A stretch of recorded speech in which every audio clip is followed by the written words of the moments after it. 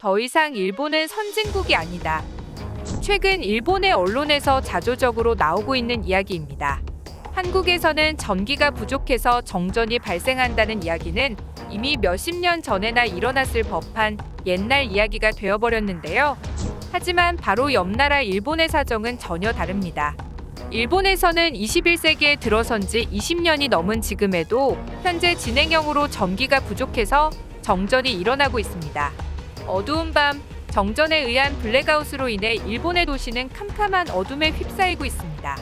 지하철의 조명이 꺼지고 에스컬레이터는 멈췄습니다. 도무지 21세기인 2022년에 일어나는 일이라고는 믿을 수 없는 일들이 일본 전역에서 발생하고 있는 것인데요. 현재 일본 전역에 불어닥친 충격적인 에너지의 현실에 대해 자세히 알아보겠습니다. Go 일본의 지하철 노선 중 하나인 JR 산요선의 열차가 갑자기 멈춰서 버렸습니다. 정전이 발생해 운행하던 열차가 갑자기 멈춰서 버린 것인데요.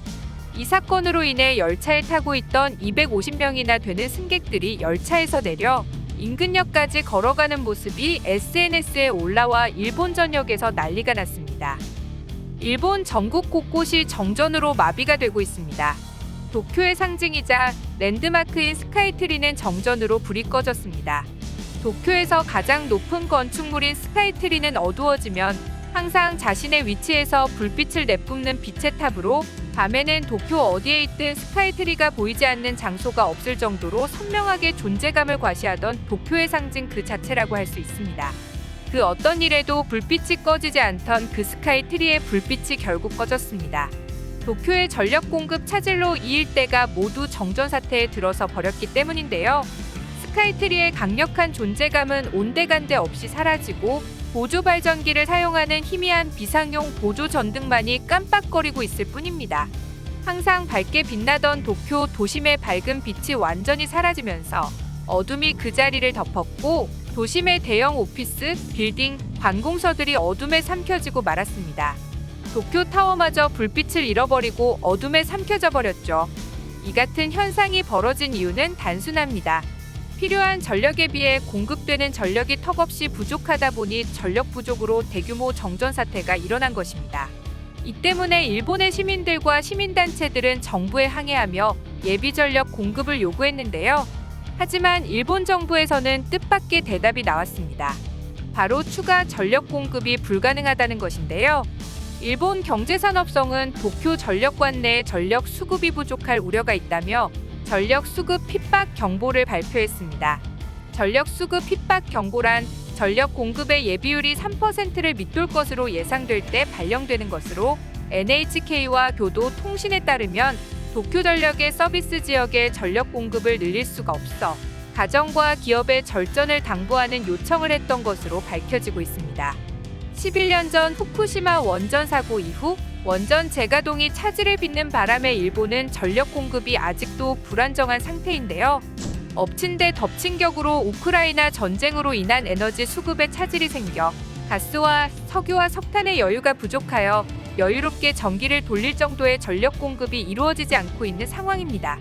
문제는 일본 정부의 예상보다 빨리 찾아온 여름의 시작으로 일본은 지옥이 되어버렸습니다. 가뜩이나 불안정한 전력 수급 상황의 더위마저 예년보다 일찍 찾아와 도쿄는 40도를 웃도는 역대급 더위로 몸살을 앓고 있는 중이죠. 안 그래도 섬나라라 습도가 높은 일본에서 40도를 웃도는 무더위에 열사병으로 쓰러지는 사람들이 속출하기 시작했죠. 불과 이틀 만에 200명 이상이 열사병으로 쓰러져 병원에 이송이 될 정도로 일본의 이상기온은 심각한 상황에 치닫고 있습니다. 놀라운 점은 이 중 절반 이상의 환자들이 집안에서 쓰러진 것인데요. 습한 날씨에 더위까지 겹쳐진 날씨는 그늘이나 건물 안으로 피신해도 피해갈 수가 없습니다.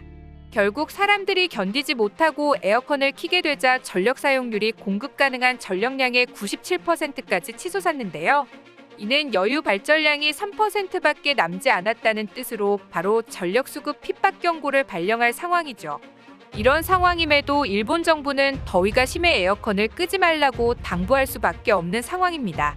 이런 날씨에 에어컨을 끄라고 권고를 했다가는 시민들이 폭동이 일어날지도 모를 상황이며 안 그래도 참의원 선거가 얼마 남지 않은 상황에 정부에서 지지율이 떨어질 소리를 할 수도 없기 때문이죠. 마스노 히로카즈 관방장관은 당뇨회의에서 국민 여러분의 올여름 생활과 경제 활동에 지장이 없도록 가급적 절정과 에너지 절약의 협조를 부탁드린다고 말했습니다. 특히 태양광 발전 출력 감소로 전력 공급량이 줄어드는 오후 5시에서 8시 사이에는 전기 사용을 자제해 줄 것을 당부하며 구체적인 시간까지 언급했습니다. 에어컨을 끄자는 이야기는 참아하지 못하고 실내 온도를 28도로 유지하거나 불필요한 조명은 끄는 등 전기를 절약해달라고 호소했습니다. 특히 민영화로 인해 시설 자체가 유지보수가 잘 되어 있지 않고 낡은 인프라로 인해 노후된 화력발전소들은 에너지 손실이 많이 나고 있는 상황입니다. 결국 곳곳에서 대규모 정전 사태가 발생하면서 일본인들 사이에서는 이게 21세기 선진국의 모습이 맞냐며 한탄하는 목소리들마저 나오고 있습니다. 이렇게 된 원인 중 하나는 일본의 탈탄소 정책의 잘못된 운영이 이런 결과를 낳고 있다는 분석이 나오고 있습니다. 신재생 에너지 정책으로 불리며 대규모 태양광을 정부 주도하에 설치했지만 정작 일본의 기후가 태양광에 맞지 않았다는 것이 문제가 됐습니다. 태양광 에너지의 필수라고 할 수 있는 태양이 일본에 비출 수 있는 날이 생각보다 많지가 않고 필연적으로 태양광 사업은 많은 공간을 차지하는데 일본의 태양광을 설치할 만한 장소도 그리 많지 않았다는 것이 문제였죠. 실제로 일본의 환경과 맞지 않는 태양광은 오히려 일본 지역의 자연재해만 가중시켰고 지금은 일본의 전력 수급에 도움을 주는 것보다 일본 환경에 피해를 주는 경우가 더 많아 이득보다 손해가 더 크다고 평가받고 있습니다.